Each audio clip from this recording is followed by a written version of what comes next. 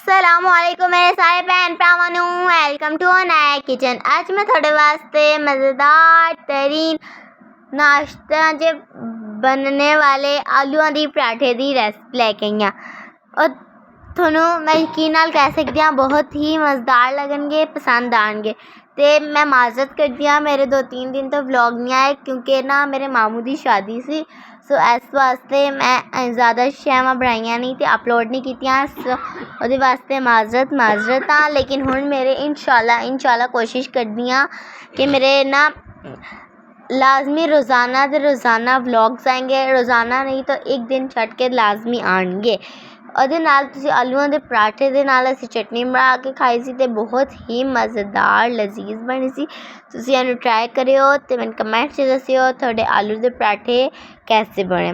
ਉਹਦੇ ਨਾਲ ਅਸੀਂ ਦਹੀਂ ਵਾਲੀ ਚਟਨੀ ਬਣਾ ਲਈ ਸੀ ਤੇ ਬਹੁਤ ਹੀ ਉਹਦੇ ਨਾਲ ਮਜ਼ੇਦਾਰ ਲੱਗੇ ਸੀ। ਤੇ ਚਲੋ ਹੁਣ ਆਪਣੀ ਰੈਸਪੀ ਨੂੰ ਸਟਾਰਟ ਕਰਦੇ ਹਾਂ।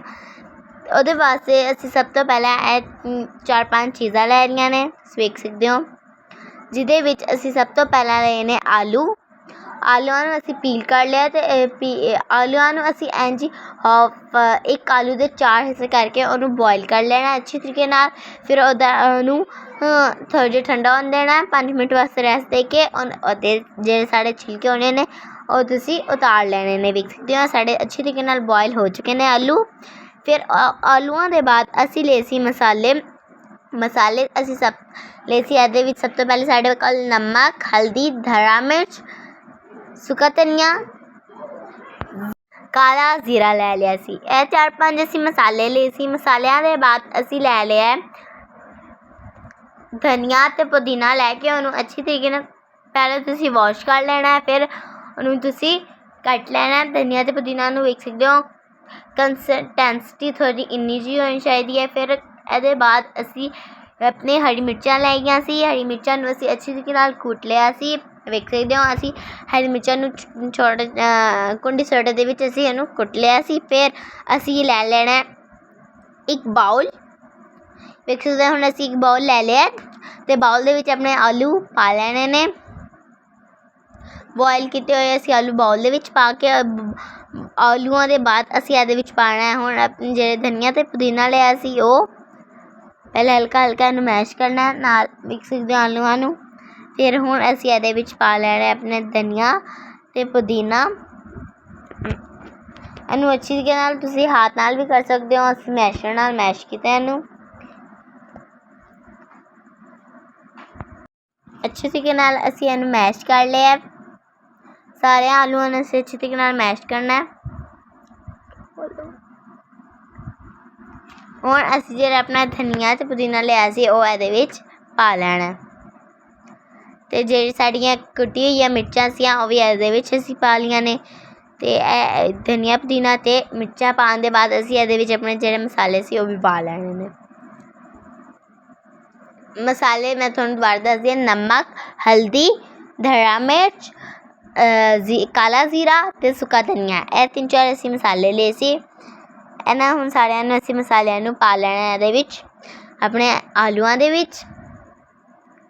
ਅਤੇ ਫਿਰ ਇਹਨੂੰ ਅਸੀਂ ਪਾਉਣ ਦੇ ਬਾਅਦ ਇਹਨੂੰ ਅੱਛੀ ਤਰੀਕੇ ਨਾਲ ਸਾਰੇ ਆਲੂਆਂ ਨੂੰ ਹੱਥ ਨਾਲ ਜ਼ਿਆਦਾ ਅੱਛੇ ਤਰੀਕੇ ਨਾਲ ਮੈਸ਼ ਹੁੰਦੇ ਨੇ ਅਤੇ ਹੱਥ ਤੁਸੀਂ ਅੱਛੇ ਤਰੀਕੇ ਨਾਲ ਪਹਿਲਾਂ ਸਾਬਣ ਨਾਲ ਧੋ ਕੇ ਇਹਨੂੰ ਅਸੀਂ ਮਿਕਸ ਕਰ ਲੈਣਾ ਅੱਛੇ ਤਰੀਕੇ ਨਾਲ ਆਲੂਆਂ ਦੇ ਵਿੱਚ ਇਹਨੂੰ ਮਸਾਲਿਆਂ ਨੂੰ ਅਤੇ ਧਨੀਆ ਅਤੇ ਪੁਦੀਨਾ ਅਤੇ ਉਹਨੂੰ ਸਾਰੀਆਂ ਸ਼ੈਵਾਂ ਨੂੰ ਅਸੀਂ ਮੈਸ਼ ਕਰ ਲੈਣਾ। ਫਿਰ ਅਸੀਂ ਆਪਣੇ ਜਿਹੜੇ ਲਏ ਸੀ ਆਟਾ ਲੈ ਕੇ ਉਹਦੇ ਛੋਟੇ ਪੇੜੇ ਕੱਢ ਲੈਣੇ ਨੇ। ਅਸੀਂ ਦੇਖ ਸਕਦੇ ਹੋ ਅਸੀਂ ਹੁਣ ਪੇੜੇ ਕੱਢਣ ਦੇ ਬਾਅਦ ਆਪਣਾ ਜਿਹੜਾ ਆਲੂ ਵਾਲਾ ਮਸਾਲਾ ਸੀ ਉਹ ਵੀ ਸਾਡਾ ਬਣ ਕੇ ਤਿਆਰ ਹੋ ਚੁੱਕਾ ਹੈ। ਹੁਣ ਅਸੀਂ ਆਪਣੇ ਆਲੂਆਂ ਨੂੰ ਅਤੇ ਆਲੂ ਵਾਲੇ ਮਸਾਲਿਆਂ ਨੂੰ ਅਤੇ ਜਿਹੜੇ ਸਾਡੇ ਆਟੇ ਵਾਲੇ ਪੇੜੇ ਨੇ ਉਹਨਾਂ ਨੂੰ ਅਸੀਂ ਥੋੜ੍ਹੀ ਦੇਰ ਵਾਸਤੇ ਰੈਸਟ ਕਰ ਲੈਣ ਵਾਸਤੇ 5-10 ਮਿੰਟ ਵਾਸਤੇ ਰੈਸਟ ਦੇਣਾ। ਫਿਰ ਅਸੀਂ ਆਪਣਾ ਜਿਹੜਾ ਆਟਾ ਸੀ ਉਹ ਪੇੜਿਆਂ ਦੀ ਛੋਟੀ ਗੋਲ ਰੋਟੀ ਬਣਾ ਲੈਣੀ ਹੈ। ਅਸੀਂ बेलन नाल इहनूं बेल लेना असीं अपनी रोटियां नूं। अगर तुहानूं मेरी वीडियो अच्छी लगे तो लाइक शेयर सब्सक्राइब करना, अपने फ्रेंड्स नाल शेयर करना ਇਹਦੇ ਨਾਲ ਆਪਣੀ ਅਸੀਂ ਸਾਰੀਆਂ ਰੋਟੀਆਂ ਵੇਲੀਆਂ ਨੇ। ਫਿਰ ਅਸੀਂ ਇਹਦੇ ਵਿੱਚ ਆਪਣੇ ਆਲੂ ਦਾ ਮਸਾਲਾ ਲਗਾ ਦਿੱਤਾ। ਆਪਣੀ ਰੋਟੀਆਂ ਦੇ ਵਿੱਚ ਆਲੂ ਦਾ ਮਸਾਲਾ ਲਗਾ ਕੇ ਜਿਹੜੇ ਸਾਡੇ ਆਲੂ ਵਾਲੇ ਪਰਾਠੇ ਨੇ ਉਹਨਾਂ ਨੂੰ ਅਸੀਂ ਹਲਕੀ ਆਂਚ 'ਤੇ ਪਕਾ ਲੈਣਾ।